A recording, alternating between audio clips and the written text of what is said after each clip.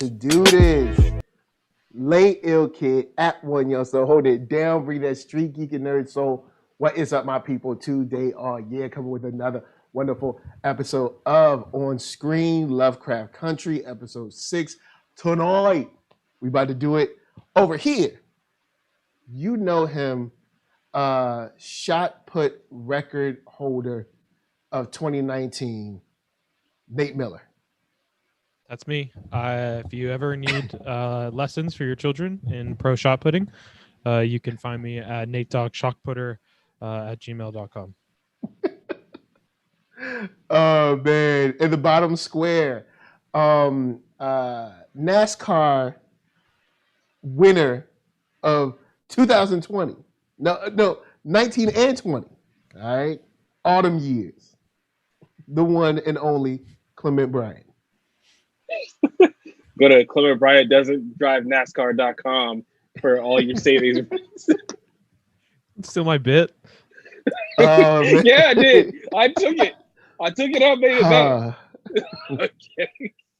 All right, so big shout out to the chat. We got Cassandra Sellers in the house, Sunshine Chick in the house, some other folks in there. Going to hit that thumbs up. We thank you for rolling through and all that jazz, but having some good clean fun, if you will. Well, maybe not clean, but it'll be cleanish. I guess I'll start it off. I'll start off with this one. This was essentially a movie.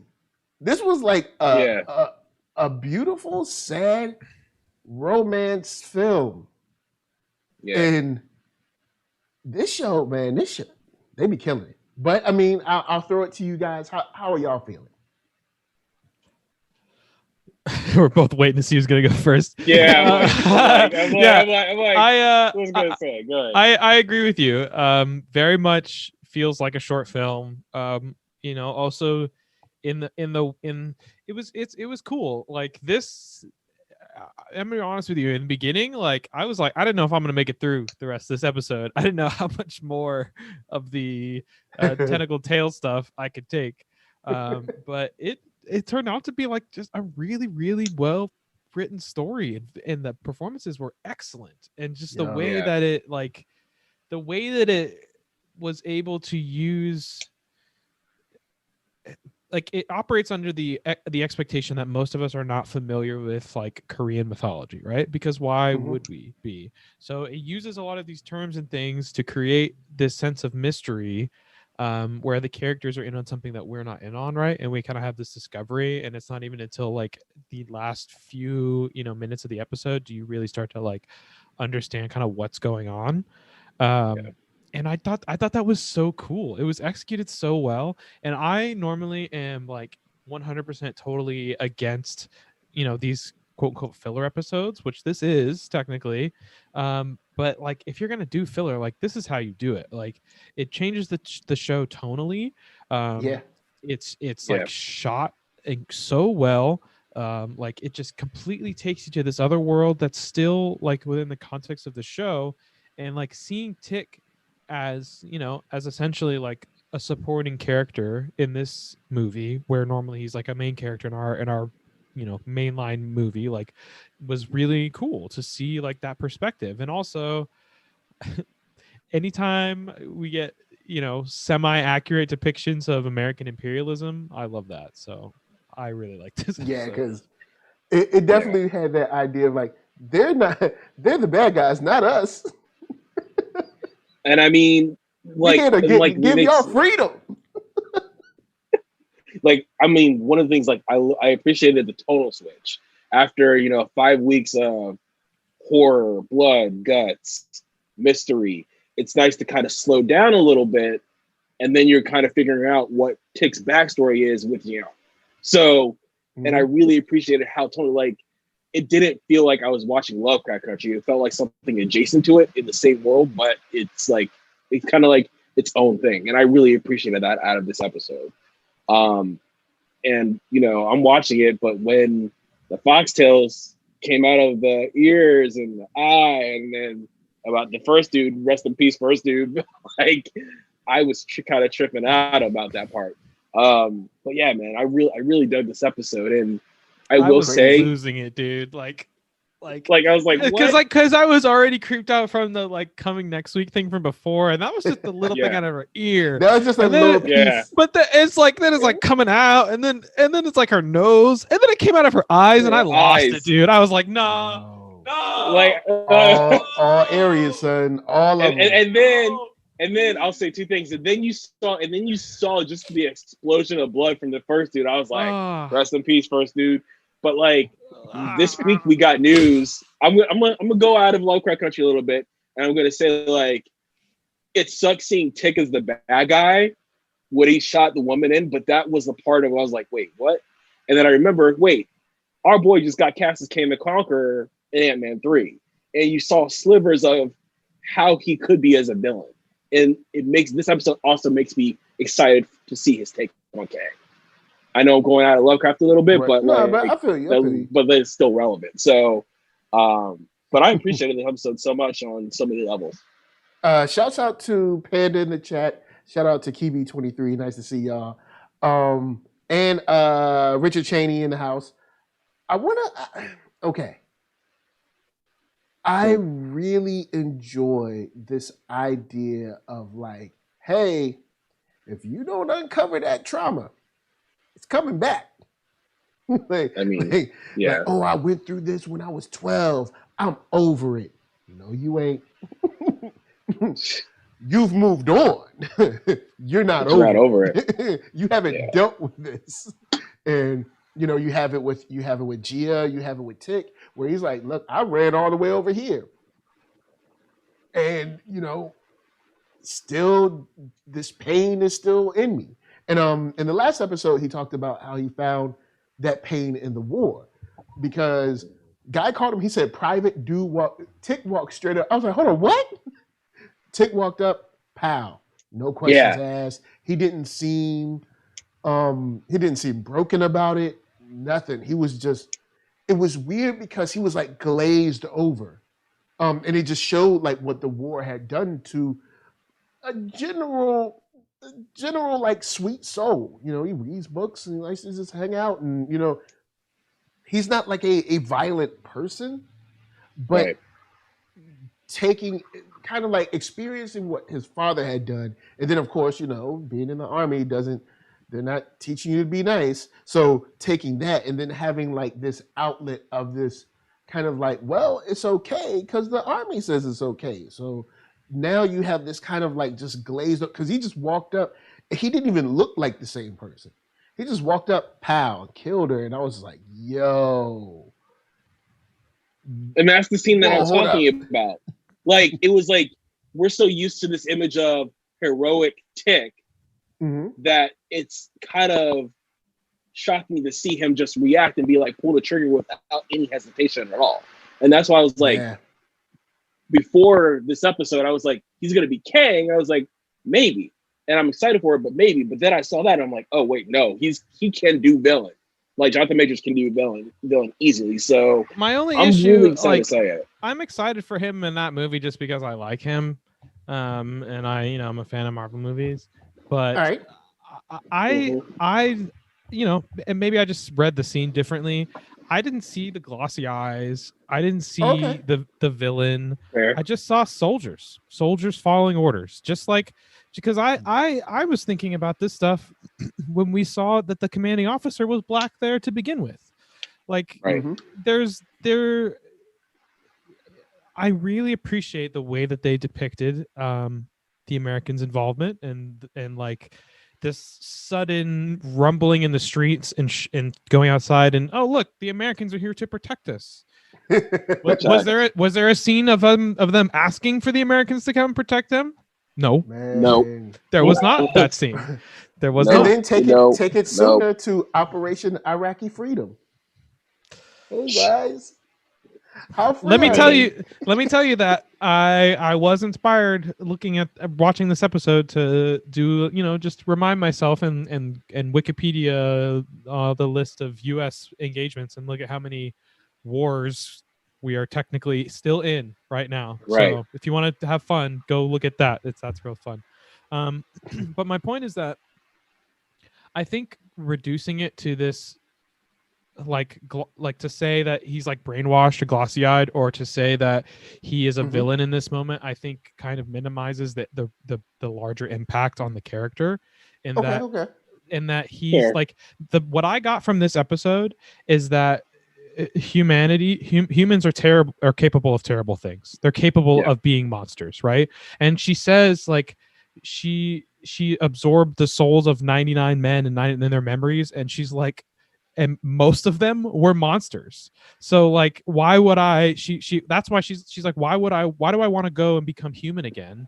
I like what I am now. The world is monsters anyways, right? So we have this idea that the world and people are capable of doing terrible things regardless of what they say, or that's it. Just like how you look at the beautiful woman, right, and she's there naked presenting herself to you, but in reality it's this 1,000-year-old fox demon who is going to eat your soul and absorb you, right? Like what looks on the outside. So this idea again, we're getting Tick as this character, and we've seen it from the beginning. He is flawed. Most of the characters on the show are flawed. That's why I like them so much, because they're real. That's how real people are. People make mistakes and they do the wrong thing, and some people grow and change from that and some people don't, but like that's what makes characters and people interesting. So to see now this thing that has been haunting him, like outside of everything else that he's seen that is gone, but now this experience that he's had with him, and her saying like you're gonna die and all of this stuff, like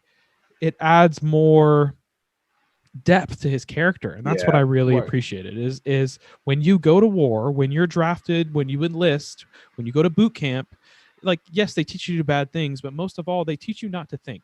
Like they break you down. You become a number, essentially. They break you down so that they can build you back up how they want you to be, so that they can tell you to do things and that you will do them without hesitation.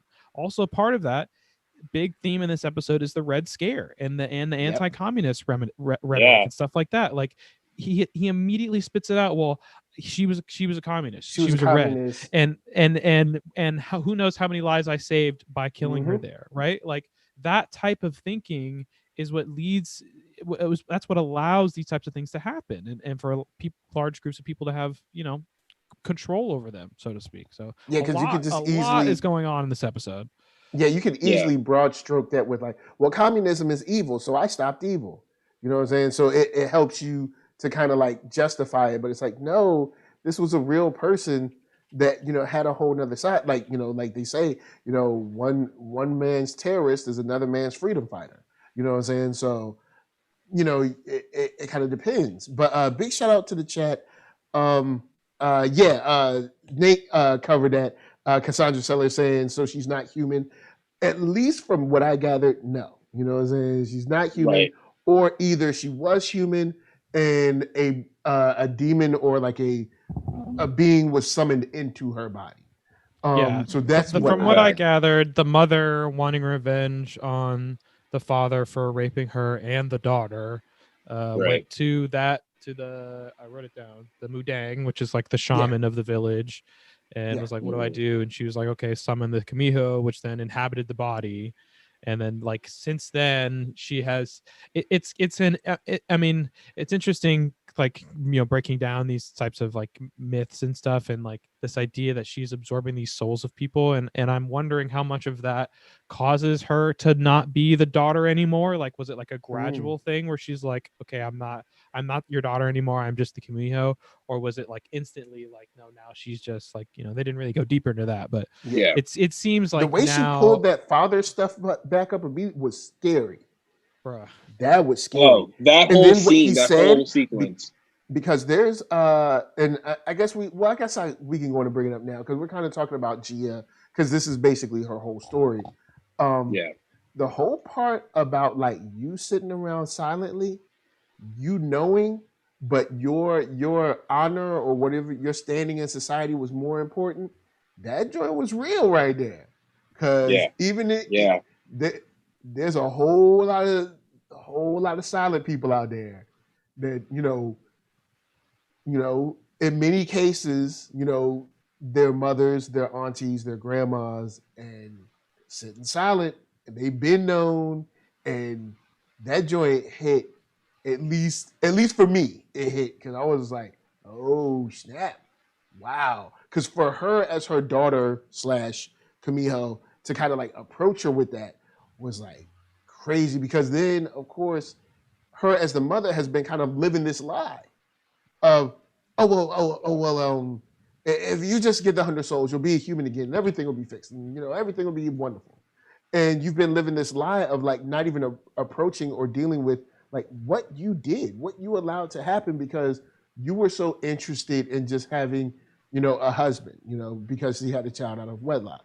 So yeah, also to a larger degree, what she was willing to do to get revenge and in essentially sacrificing her daughter as well is that's like the larger metaphor. The smaller metaphor is what the, like you said, the daughter says verbatim of like, and even then again, like the show is good at illustrating how things are not black and white. Like it's nuanced. Like, was she maybe quick to find a husband and settle down with someone? Sure. But just like he points out, he knew that she would do that. And he targeted her as someone who's an abuser because she showed signs of weakness. So like it's a nuanced thing. It's very, very well executed. This one thing I can say about this episode, like this episode, I mean, everyone is like its own little movie, but this felt really cinematic. It was also just cinematic. So different of a style, and like, I mean, for lack of a better term, Asian horror. I'm not super big in horror, so I don't really know like the subgenres. But international and foreign horror is very different from our horror. Like, and we see that in obviously like the monsters are going to be different because they have different mythology from a different culture, but also even in like just like how we talked about the horror in that discussion of that, like that kind of power imbalance transfer like happening, like that is terrifying as well, and that's also present a lot in those types of movies thematically. So it was like, I don't know, like it was just really, really well done. Yeah, and shouts to Richard Cheney. Says she reads the book page for a Kamiho and they show the fox, but her tails look spider-like. A mudang, I hope I'm not screwing it up, excuse me, mudangumi is a fortune teller spider shapeshifter that preys on young men. So, yo, man, if you're a young man out there, you know what I'm saying? I'm just saying, keep your guard up. It ain't easy in them streets. Oh, and shouts out to homie, the first dude that died was the dude from Heroes. He used to be on James Heroes. Tyson Lee. He had the sword. Yeah. Yo, shouts out to homie. I mean, he had to take an L, but the he was ripped though. Oh, he was like he's like, oh, take home this engineer guy. Whoa. Engineer of muscles. Engineer of Jim. Yes, but right. from a I guess a personal standpoint, when she lit that candle and all of them lit, I would have been like, okay, that's a cool trick, but how'd you do that? Because it's slowly backing away, like, because I'll be like, bye. I'm not down with Never mind. And then I could just imagine myself at the movie theater when she was like getting up and like dancing around, like, sit down. But that was a thought. So, that was her thinking. But that whole thing, when she lit up the whole room, and shouts out to her getting her Arabesque on because she was glowing in the candlelight. Boop, saw it. But she was leaning on that joint like a little bit. But like, I just know that I'm gonna have nightmares tonight. When he exploded, I was like, yo, who gonna clean this up? I was like, yo, like you couldn't kill him in a better place? Like, dude, this is my house. Like, there's blood all over the living room or whatever, or the bedroom, the spare room. I don't know what it is, but it was blood everywhere. I was like, yo, he exploded. Like, who's gonna clean this? There's entrails and fragments all over the place. That's what moms are for. Thank you for the visual. But I like Nate. I'm having nightmares, but I'm also sleeping on the couch alone tonight. I'm like, I can't. Like after this episode, I will say my favorite part about this episode is like they took their time telling the story. It wasn't automatically like, okay, here's Jian, 5 minutes, blah blah blah, 10 minutes. Okay, now it's like all tickets. Like they took their story, layering the elements in and telling each of like the more nuanced parts of her story, because it's not just like Nate said, like black and white. And Yeah. I think this might be one of my favorite episodes so far, outside of last week. But yeah, I can't say anything about this. And I like how the love story wasn't black and white either. It was like, she was like, okay, I'm going to kill this guy, kill my best friend. I have the sympathy for him. And then she gets to like him. And then you start seeing like, hey, it's not that hard anymore because he's actually a good guy, but he's just a soldier. And he was only following orders, but it still complicates the issue. Yeah, because I really appreciated that storytelling. Yeah, it was like they were able to, even though like she said, we've both done monstrous things, but we're not, we don't have to be monsters. And like around each other, they were able to just be like themselves. Like Tick was able to be like the guy that just reads, fun books like Count of Monte Cristo when he was around her. You know what I'm saying? He didn't have to be like the soldier guy. You know what I'm saying? And like when she was with him, she didn't have to be like, okay, I'm looking for soul number 98, 99, 100. Like she didn't have to be that. They could just be themselves. You know what I'm saying? And just relax and kind of like build a bubble around their, their budding love or summer love or whatever you want to call it. But, or I guess fall love. But anyway, you know what I mean? But it's interesting to see how they come together. It's this beautiful thing, and then they leave and go apart, and it's like you're back to like the horrible life. It's just like, that's why I was like, man, this is so beautiful, but like kind of heartbreaking. Yeah. Because even when he's like, yo, I can go home, yo, come with me. Like, look, just screw all this. Let's just bounce. But even going home as a black man, and then, of course, as a Korean woman, it's not going to be great when you get back there. It's not going to be like, whoo, utopia. No, it's not. So it would have been. It's weird. Bad. It's almost kind of like she said, y'all should stay. Yeah, but at least it's not war. Oh, go ahead. They're not at war. At least. True. They're not at war. Yes, they're not. They're not at war. But I'm just saying, you have this. They have, kind of this idea of, when there's the romance, the sweeping romance of like, we'll just whisk away to another place, and it's like, well, when you get to that other place, people are going to hate you. Like the second you step out the door, is that now war isn't going on, true, but like people are going to hate you. Like second you step out the door, so it's not. Don't. Even in that kind of like fantastical dream of like, we could just be together. And it's like, no, you still won't even have that. And it's weird. It's like this beautiful, tragic situation that they're kind of both trapped in, overlapping their traumas, what they're going through at the time with the war, their own like personal pain with each other. It's just like, man, it's crazy good. And I will say real quick, the dating, the meeting thing, yo, man, I felt bad. I was like, yo, come on, man. Ain't nobody going, come on, man. Come on, put a circle up there, man. Give us something. You felt bad. You felt bad until you found out that, oh, wait, she's a Kumiko that, kills people. And I'm like, I don't feel bad anymore. I guess they dodged the bullet. Bye. But like, nah, because like the last dude is like, yo, I like Judy Garland movies. She was like, word, me too. And they're like, yo, I like this song. Oh yeah. And I'm already pulling for her because I'm in the store. I'm like, yeah, she gonna get a date. And he was like, click. Like, and then he was like, yo, how you diss somebody so politely though? He was like, that's a no for me, dog. Have a wonderful evening. I was like, he just bounced on that.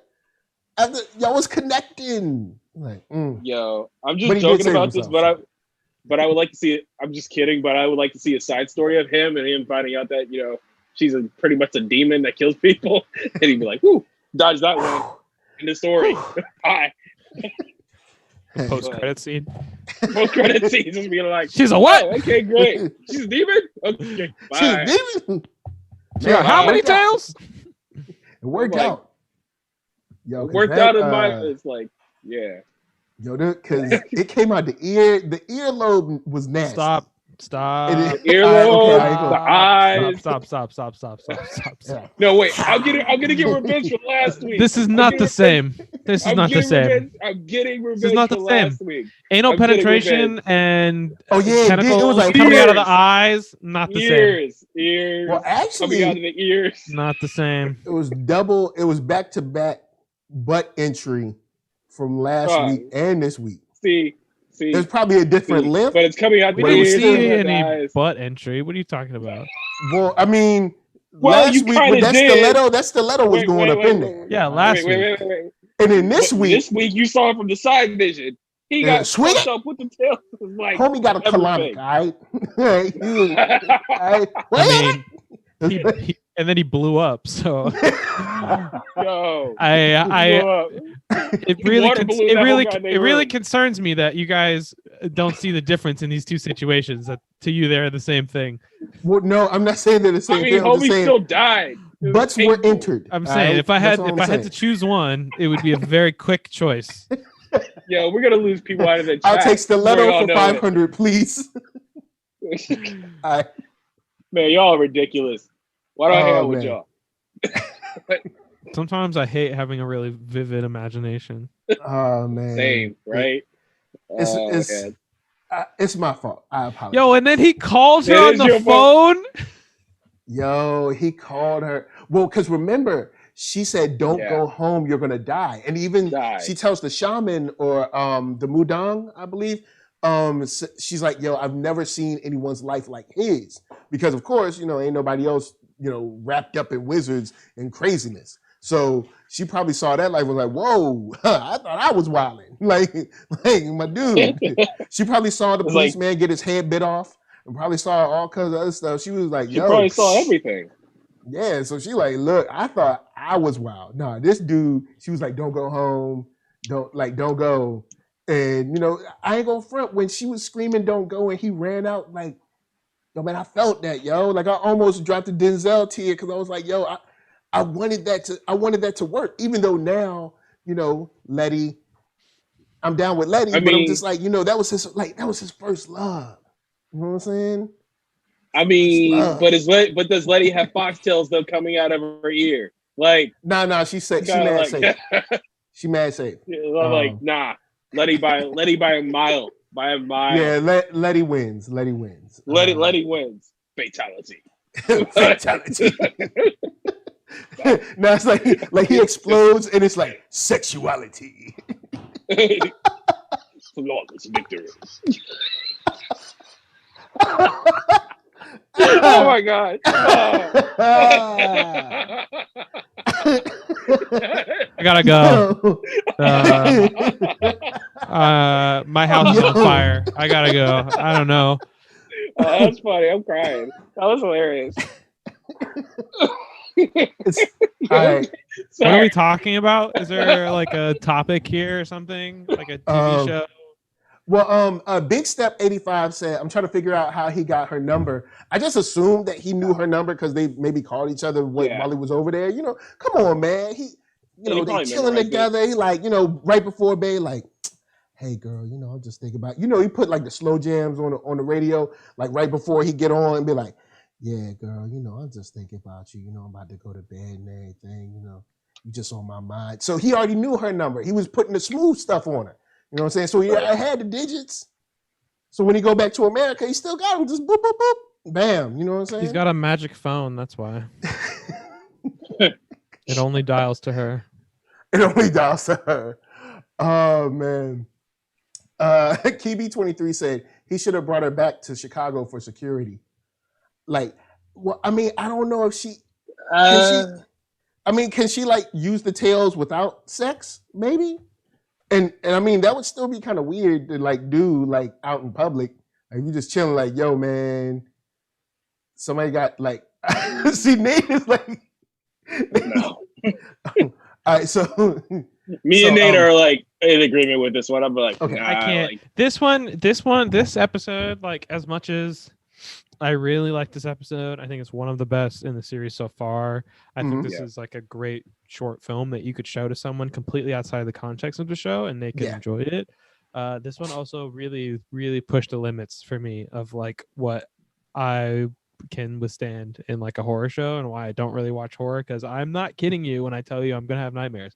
I have a very active imagination, okay, and it was very vivid images that were just it's mad vivid. Fortunately shot very well. Yeah. And like the first one was bad enough, but like the second one with Tick is arguably worse because like she's like it lasts longer. Yeah, and then he like yeah, and you like, see the pain. You see the pain. It's like as soon as like you start to see the tails on his eyes, you're automatically like, oh my god, like I know he's gonna survive this. But bruh, the second thought the pain in his face when he's grabbing his clothes and he's naked and he's like he's just running. I'm like naked and afraid. Dude, you know what I'm yo, if that would have me, I'd have been like, yo, I enjoyed my time with you, but bye. And I would have been fucking out of there. Like I would have been gone. Like coming to a middle school, you wouldn't die for it. The clip of the first sexual encounter, and then right after it, just say abstinence. Like abstinence. No, I was just playing. Yeah, well, at least they got to do it a few times before. Well, yeah, and that wasn't like his first. Because if that was his first time, is this supposed to happen? It's been like, so my first time, I was dating a girl who ended up being a fox demon. All women don't have tails. That come out of the ear, that come out of the eyes. She had the 9-tailed chakra demon. Yo, hold up, no, this is a crossover. It's a crossover. The Kamiho is very similar to the Kitsune fox, mythological creature that exists in Japanese. So I wasn't alone in that. Brought thoughts of Teen Wolf. That whole Teen Wolf season 3, where you had the Getzo. I know the Getzo storyline. Like, I'm a Teen Wolf stan. But right. But we'll talk about it later. But it did bring up thoughts about that. I've never seen Teen Wolf, and if I had seen Teen Wolf, I would not admit in public that I had seen Teen Wolf. I don't have a problem, dude. I'm sorry. I would die on this hill. Dylan O'Brien is a dope actor. That's why I watched it. But anyways, yeah, man, this episode, and my favorite scene in this episode was when Tick surprised her with the movie screening. Yeah, that was sweet. So nice. That was sweet. It was really nice. And it was like, okay, this is getting pretty much the proverbial eye before the storm. You see the eye before the storm kind of thing. So I was like, okay, so now we have the good moment. I'm waiting for the bad. Like I was waiting for something to happen right afterwards. But I like how that didn't happen. Yeah, it was a really good moment. Yeah, it was a sweet moment. Homie had the flower, the little single flower for it. I was like, come on, man. Yeah. Come on with your little macaroni self. He's got game. You got game, bro. He got game. He got game. Shouts to Donovan Grant. He said, so she is able to see both past and future. I was confused with the first guy. She was seeing visions from his past and or current. And with Tick, it was his future. So, yeah, I guess because it's a demon, it's one of those don't ask no questions things. Following within the show's logic, she sees, it says, she said, I mean, I'll have to watch it again to see what the exact quote is, but she says something along the lines of she sees their whole life, or she says she has all their memories, essentially, right? So when you are this type of 1,000-year possessing creature, like dimensions, don't necessarily apply to you in the same way, which would include time. Time doesn't happen to them the same way, I guess. Right. So it could be, I'm extrapolating heavily here, but it would seem like because he had that interaction with her and lived, she still saw the extent of his life during the transition. He just didn't die because she was holding back and was trying not to kill him. So that was the impression that I got, especially with the way that with like the reaction that the like shaman lady has later. It leads me to believe that there's going to be more to this in her, of like kind of stepping into this position as like a Kamiho and not trying to like pursue this nature to be human again or something like that. Yeah, that's what you know what I'm saying. But she got to be careful, man, because just one more, you know what I'm saying? Just one more, you know what I'm saying? Then next thing you know, Camille gone, boy, straight up gone. Shout out to Dig It and Ag the Great. Nice to see y'all up in here. I did want to bring up what you guys thought of the whole idea around how this, or maybe how this places with the possibility for seeing her in the current. You know, like, do you think we're going to see her in, say, episode 8, 9, maybe 10, something like that? Because we've seen her a couple of times. Well, we've seen her once. Then we heard her on the phone. No, we saw, and then we saw her in a fake wizard attack. I don't know what you want to call that. And then now we've seen a whole episode of GL. Right. Do you think we see her in like the now, like Coming to America? I mean, but not Coming to America, but you know what I mean. I could see it happening before the finale, like an episode, like in the finale leading into it, or the finale itself. Okay. Because I think they took so long to get into her story over 6 episodes, and now that they've done that, it allows them freedom to do whatever they want with the character now. And now that she's still, as far as we know, she's still the Kamiko, I can see it playing into the season finale, being like, okay, kind of like in maybe a post-credit scene or something like that. I don't know how Nate feels. What do you think, Nate? I don't know, honestly. Like, I think it's certain that she will appear, you know, in some future episodes, of course, but in what capacity? Like, it's so hard to make predictions on this show. Because I don't know. Like, I didn't think we were going to get an episode like this. Yeah, because I mean, even as much as we know of the plot, like, it still isn't like, all right, they have to go to X place to find Y to defeat Z. You know what I mean? Like, it's still just like, we got to translate the pages of Adam to stop the bad guys, something, you know, and then we got the bad white people. Like, so it could go any multitude of ways, you know, especially with like the preview for next week. Like, wow, that looks like it's gonna be great. As a matter of fact, let's go in and talk about the preview for next week. Hippolyta or Hippolyta, however you want to pronounce it. Yo, it seemed like, however this kind of like planetarium thing works, I don't know if she's seeing her different lives through it, maybe different dimensions through it, but yo, she straight bossed up. You know what I'm saying? She out there got swords and stuff, beating people up. Right now, she's just driving Woody. But, you know, in the other life, she cutting people down, leading the Amazons and all kinds of mess. Like, it's like Amazons. I'm like, wow. Like, yo, she mad sweet in her other lives. Compared to that, yeah. But it makes me want them to release this episode early, kind of how they did with episode 4, Labor Day weekend. They dropped that episode earlier, and you and I, the three of us, are freaking out over DM, being like, "Oh, we got to watch this right now." That's how I feel about next week's episode. Yeah, because especially with Diana, I'd agree. Especially with Diana and however she's placed, you know, that definitely makes it makes for a very interesting dive into like that scene where it's like a white room, and it looked like you know, she was floating or something like that.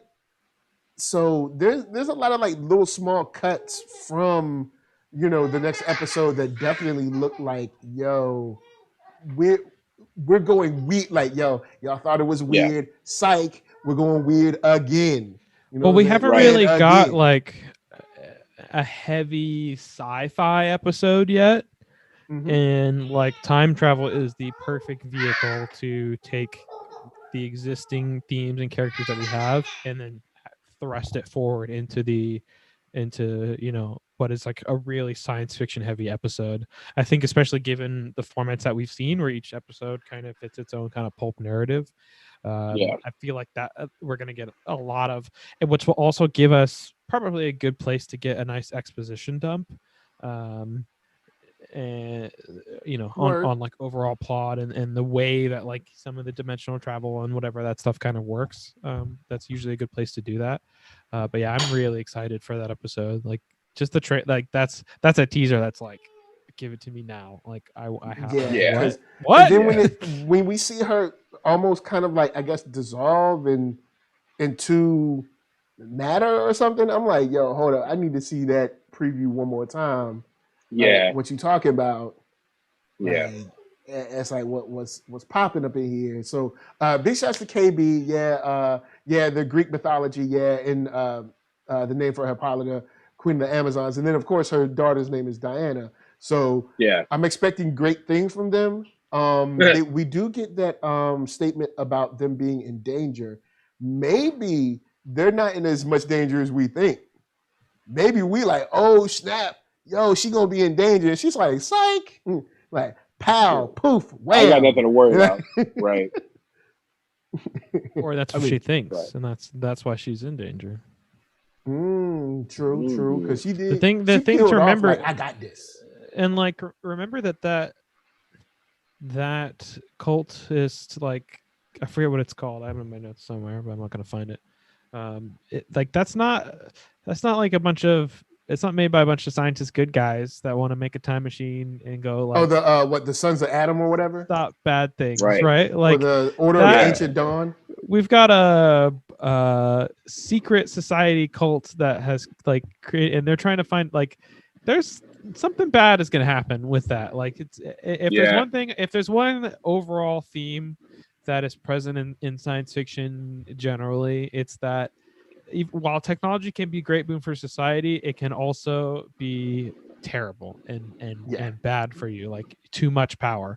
So that is my main concern, that the danger will not come from them like being kidnapped or something like that, but that the scale of what is possible when you are, when you can break through dimensions can like you fly too close to the sun kind of scenario. So I'm really excited for that. Because now we see her unlock the orrery, and we know that your girl Christina's still looking for it. So maybe when she opens it, who knows what's going to happen when she opens it. And then Christina, her deal with Ruby, we don't know where that's going to end up. So there's a lot of, I like the fact that there's a lot of moving issues and moving parts on this story, where I really want to see how everybody's doing, and not just like, oh, this is our one person that I care about. It's like, I want to see what everybody's up to in this show. Yeah. For different reasons, but all, just as much for each person, because they've done a great job of writing everyone well and getting some dope actors and actresses up in this piece, where, like we were talking about the episode where kind of, Ruby was the Ruby episode, and we didn't feel like we missed out on anything really. You know what I'm saying? Yeah. We didn't feel like we missed out. And, even though I still think somebody shouldn't have had a wonderful moment, that person don't deserve wonderful moments. But at the same time, I know we're dealing with situations where people go through, maybe they needed a wonderful But I mean, moment. that's maybe they needed that so they could be a better person. This episode, again, perfectly narrates why he deserved to have that moment. Because even though he did terrible things, Tick also did terrible things. People do terrible things. That doesn't mean that they are just terrible and that's it in the end. Like, that's just not the way life works, because nobody has a clean slate. Nobody has been perfectly good and nice to everyone they've ever met, and they've never made a mistake. So got you. Like, that's one of the themes of this show, right? Is the gray, that not the like the black and white is like, that's just not real. It's not that way. So I'm not saying you have to like Montrose. I don't like Montrose either. I get what you're saying, but Montrose is more on the side of like, not like, I did a couple bad things. Like, Montrose is kind of, he's rung that bell for a large part of at least the childhood for Tick. And what are we going to compare sins now? Like, I mean, it's like, but like, it's like no one. But here's the thing, I get when they say no one's perfect. Just because you do bad things doesn't necessarily look right. Perfect. But also, I'm also saying I don't think that he is beyond salvation.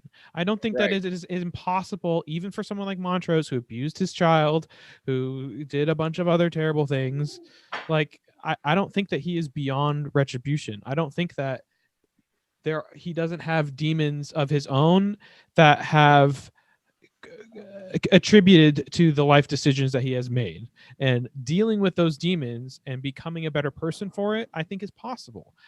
Not everybody will do it. Maybe he won't be successful, but we have to give him that opportunity. That is, I feel like that is what we are as humans who care for other humans. That's what we are supposed to do. Whether or not someone takes advantage of our opportunity is on them. But we still like dismissing people.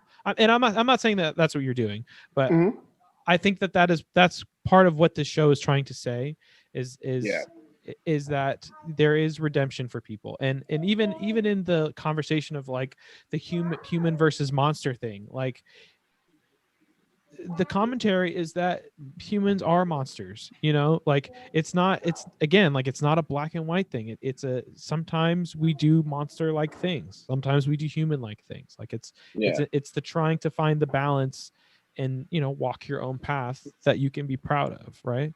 Now let me ask you guys this: do you think we're going to get a moment where, I don't want to say where Montrose is completely absolved of the bad things he's done, but you think we're going to get a moment where he makes up for everything to Letty, that he makes up for that moment, like that dying declaration that you're like, I'm sorry, but I had to do this one, and he goes on a blaze of glory, kind of like redeeming him. Do you think we're going to get a moment like that with him?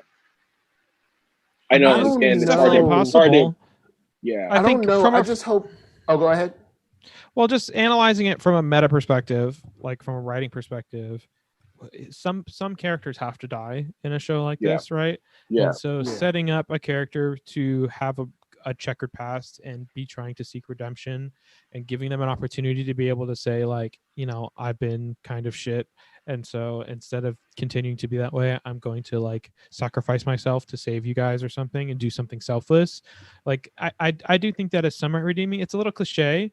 It might happen. It could happen. I think if it's done the right way, it could be okay within the tone of the show. I'm not like immediately against it just because it's cliche. But yeah, I mean, I do think that's possible and probably likely. I hope that it's meaningful when it happens. I think that there is, I mean, again, we're speaking hypothetically, but I think that there is like a nuanced discussion for him to have with his son about like, hey, I didn't love myself. And like the discussion about his mother and who his real dad is going to be related to, like, they don't say it, but my inference from a big thing of last episode is, okay, well, this is the big reason why he's not Tick's dad, because he didn't really love her, because that's not who he is. And so she went out and looked for love in other places because he wasn't giving it to her because he loved men. So like, there's a lot there, that discussion that they would have. Like, I hope that they have that before he gets some type of like, martyrdom on screen or whatever. But I don't know. I just think this is really good writing, because like, this is what families are really like. Like, we're led to believe on most movies and TV that like there's like a normal where like it's just mom, dad, and brother and sister, and everyone just goes to school and gets good grades and then goes to college, and like there's never any problems. Like, no, people make mistakes, people fuck up, people do illegal things, accidents happen, like people get sick, like life happens, drama happens. These are the stories that stay with us because they're like real characters, they're like real people. So I really appreciate that about this show. Word. And on that note, I think one of the no, go ahead. No, go ahead. I was just gonna say, I think the one thing that the show does really well is it makes use of all its actors. You're not just finding supporting players that are just relegated to the supporting player.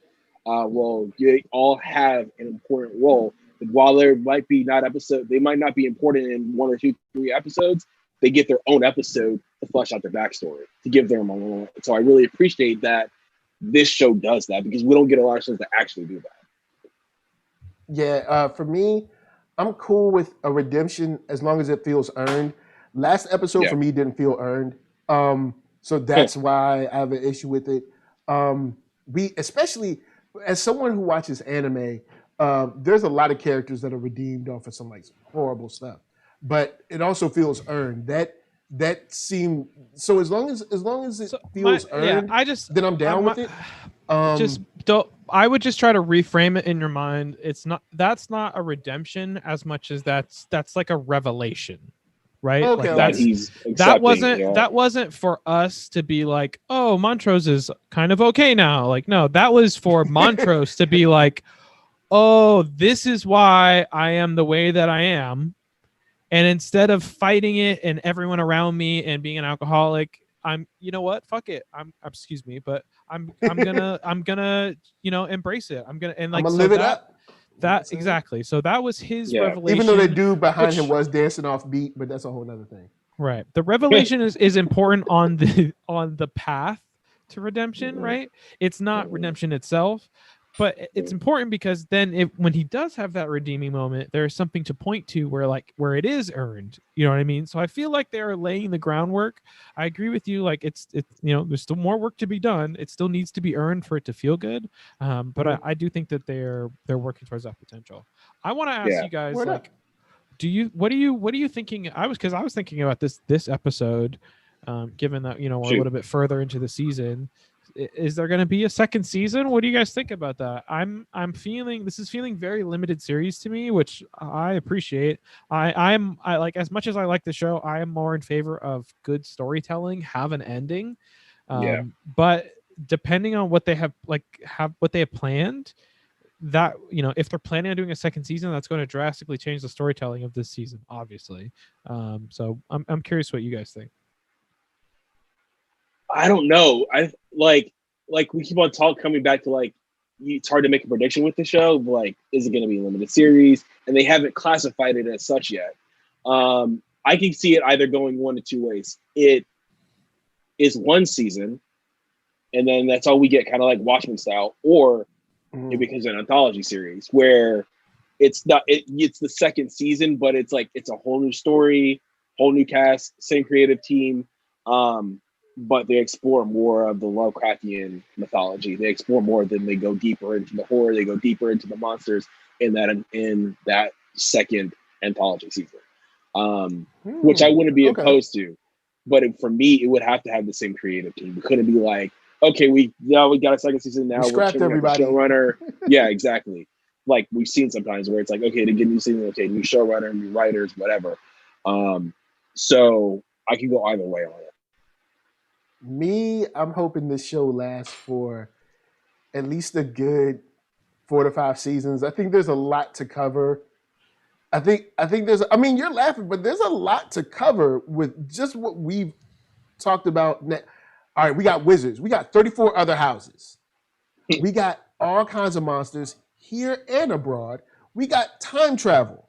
We got teleport tunnels. We got ghosts. We got. There's enough here to racism. Yeah, like come. There's plenty of material for it to turn into a bad show. Have a Game of Thrones season 8, and that's I why didn't say 8 seasons. I didn't say I know, 8. but a solid 3 to 5 would be good. But there's only one book. Well, I mean, that doesn't mean you can't expand on the lore. So, unless you only want to follow the book and that's it. It's not that I only want to follow the book. It's that, my plan is to. I haven't read the book. My plan is to read it as soon as the series ends because I've heard it's really good. I wanted to read it before. I just didn't have time. I'm on the limited series side. Especially being a Watchmen fan and seeing what they did with Watchmen, I think it was a perfect standalone limited series. Great beginning and end. I think in terms of longevity and like rewatchability, I think one season that is very well done and has a good plan just lays better in people's minds over time than something that goes on multiple seasons. Like I do think that if they did another season, it would go the anthology route instead of like extending this story out. They could go either way, but I have a feeling they would do anthology. But also I feel like they would maybe hesitate with that because the last show that they really did that with was True Detective, and that kind of bit them in the ass a little bit. Like I really liked season 2, but that's also because I'm like from LA, so I was kind of had a little bit more into the like California vibes. But a lot of people didn't like it. They felt it was very different. And even with the new season, which I liked a lot and was definitely received better, it tonally is still very different from the first season. Like they don't feel like similar shows at all. So while I would totally be on board with them doing an anthology season where again they get a bunch of directors together and they like, my biggest concern is this, what the reason why I had this thought is when I was looking at the format of this episode and thinking about how they've been able to do like a pulp genre for each episode, like to me that is not sustainable beyond a season. Like once you get into a second season, Fair. you have to change formats. Like it works in one season because you're still introducing and fleshing out the characters that you already have. Like they each get an episode, like you're progressing the story as you do each genre.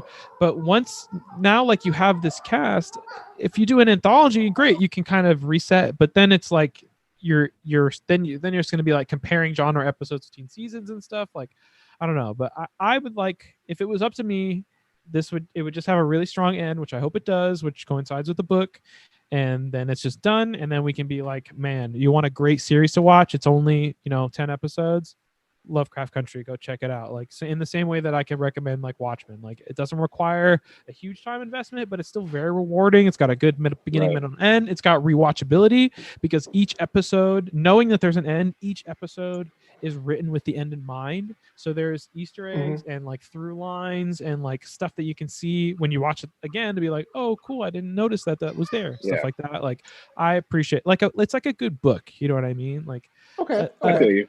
Some TV shows are like if you got a book, only one season, so I'll give you like that. Some TV shows are like you get a book and you read like the book and you're like, oh, I like this, and then you get a mail the next day and they're like, oh, by the way, there's a new chapter of the book and that's like the new season, and then they just like keep adding chapters, and then you get to the end and like there isn't an end to the book because they just keep adding chapters. They never planned to do an end, and then it's like, all right, I guess it's done. I'm done now. See, and if they do go the anthology route, I don't think it should go over 3 seasons. Like that's it. Like the 3rd season would be like pushing it for at least my taste. So if they do go that route, that's where it should end. And I think the other thing that why we can't predict right now is they still need hits on HBO Max. So there is the likelihood that even though if they just renewed Harley Quinn, now they have all the DC Universe stuff. Raised by Wolves got just renewed for a 2nd season. They still need content. So I think that's part of the the equation for them. So with Watchmen, I think they did it purely based because Damon Lindelof didn't want to do a 2nd season. He's like, this is where it should end. They're completely behind it. But it's also obeying the wishes of the showrunner. So we got to see. I think it's still too early to tell, even 6 episodes in. Yeah, and shouts to KB23, kind of leaning on what you were saying, Clement, with kind of like along the AHS, but better.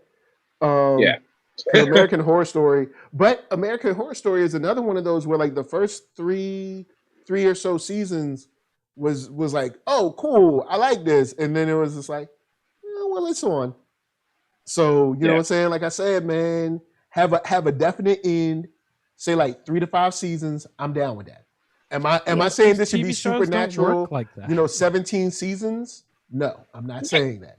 You got to remember, TV shows are like, people are employed by TV shows, right? And then like every season, like the crew grows a little bit more, right? Like it's a whole thing to just like stop.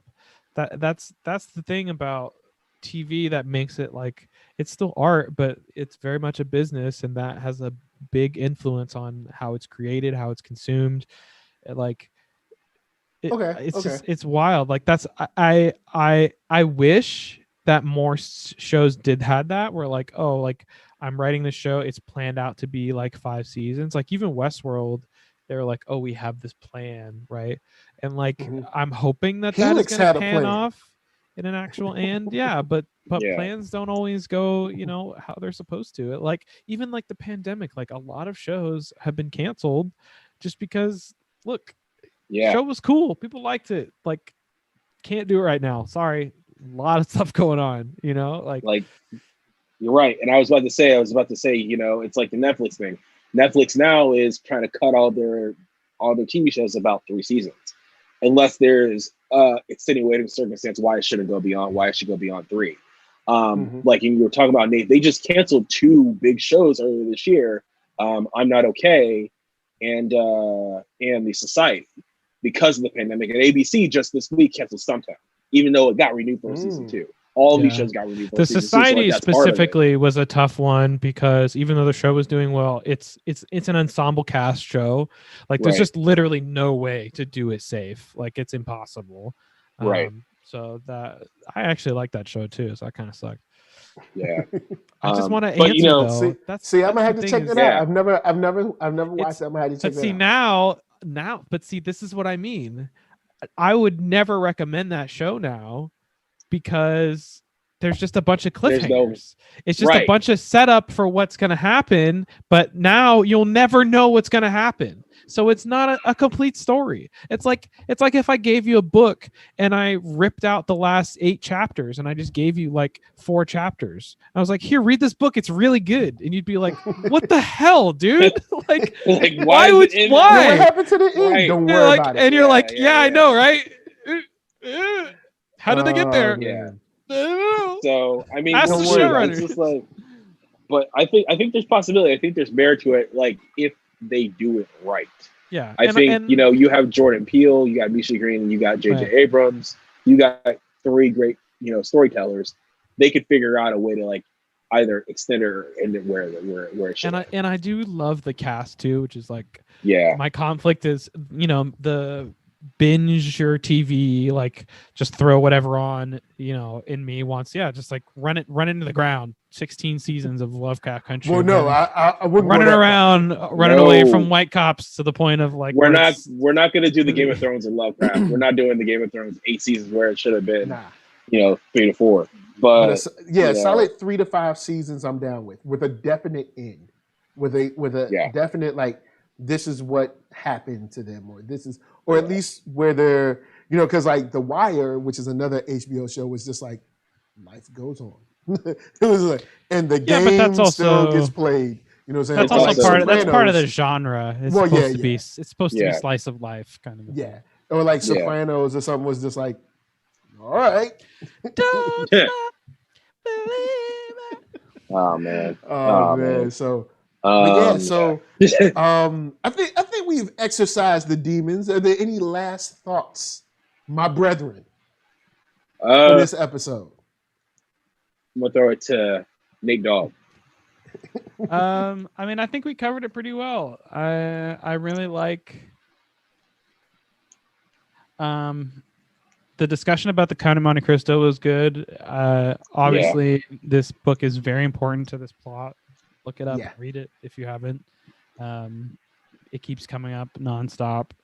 I don't know. This was just really good. Like, it's very rare for me to have a filler episode that I really enjoyed this much. Like I said earlier, but then also too, like that teaser for next week. Like, I am like counting down the hours before next Sunday. Like, especially now that we know she unlocked it. Like, I'm like, man, hold on, what about to happen? Right, her having a time machine is already exciting, but then her like being like, "Oh, what does this button do?" Okay, and I think we've covered it. Like as Nate said, we covered it extensively. I think we kind of came up with points. I'll just say, like, it does, even though that the 3 of us know it's filler, it's clearly filler. It does not feel like it because it expands upon the story and the motivations of the characters. And I wish we had more TV shows like this that make you feel some sort of way after it's over with, regardless of what's happening in the episode. Like, even though that she's a fox demon that kills people through sex, I'm still like, I need more of this character. I need to see more of her. And I wish I felt this way about as much of the TV shows that I watch about as I do this episode of Lovecraft Country. Because storytelling is just on another level. Yeah. Shouts to KB23 said, I thought that demon was going to kill the mother. Had the look of, if you try me one more time. I thought so. I thought, I really thought the mother was going to die. Like, she was getting ready for it. But this, I think after an episode like this, and a couple of other shows have done similar things, I think we need like another word for like an episode that's, because this isn't really a filler episode. It's like, this provides so much context into the lives and motivations, and also kind of like the surrounding atmosphere that they're in at that time that they came out of. That's It's like filler. nah, man. Context is filler. Filler Context, is like by filler definition, is like 10 is episodes filler. of Naruto where nothing happens. That's No. filler. That's filler. No, anime like, definitions do not apply to like real life content. Okay, it's not you the can't same. apply this. Not the same. Can't This apply is it. filler is like a whole season of Dragon Ball where you're like, anything what? that does not progress the plot is filler. This episode does not progress the main plot. It gives us more context, like you said. It fills in the blanks for blanks in circles that have already been drawn, but it fills them in, but it doesn't propose any new questions. It doesn't drive the plot forward. It is a filler episode. It's a very good one. It's an example of how to do one properly, one where it's not like you're not just padding out the season. It serves a purpose. It's important. See, I guess because in my mind, filler always means that this serves no purpose. Like, we're just trying to put this out because we're contractually obligated to have 30 episodes or whatever. That, I guess, in my mind, that's what filler means. And then when I see this, that's not what I meant. Is top choice. I just mean that when I say filler, I just mean that it didn't move the plot forward. That's all that I mean. Yeah. It's like the first 14 episodes of Agents of S.H.I.E.L.D. Like, that's nothing. Like, I love Agents of S.H.I.E.L.D., but I admit, like, the first 14 was like, all right. I think that makes sense because I think I watched like 12 episodes of Agents of S.H.I.E.L.D. and I was like, I can't. And then after the 14th episode, like the first season and a half ish of Agents of S.H.I.E.L.D. It's like, what are we doing here? And then all of a sudden it's like, oh, hold up, it's kind of good now. Oh wait, at least in the movie that I just watched, okay, great, and that's where it starts. But this is not it's S.H.I.E.L.D. chat. This is Lovecraft Country chat. Oh man! Before we get out of here, big shout out to everyone in the chat: AG the Great, Kiwi23, Tyler Bennett, KB, Richard Cheney, Cassandra Sellers was in here, Matt Early. Let's see who else we got: Dig It, Eric Evans. Donovan Grant. Let's see who else we had. I probably missed someone, but if I missed you, it's not on purpose. All right, so don't be hating on nobody. So in the bottom square, you know him, you love him, marketing manager of the world, Clement Bryant. I mean, marketing manager is closer. Thank you for trying to get it a little bit on point, sir. But at Twitter, Instagram, you can find me at Clement Bryant.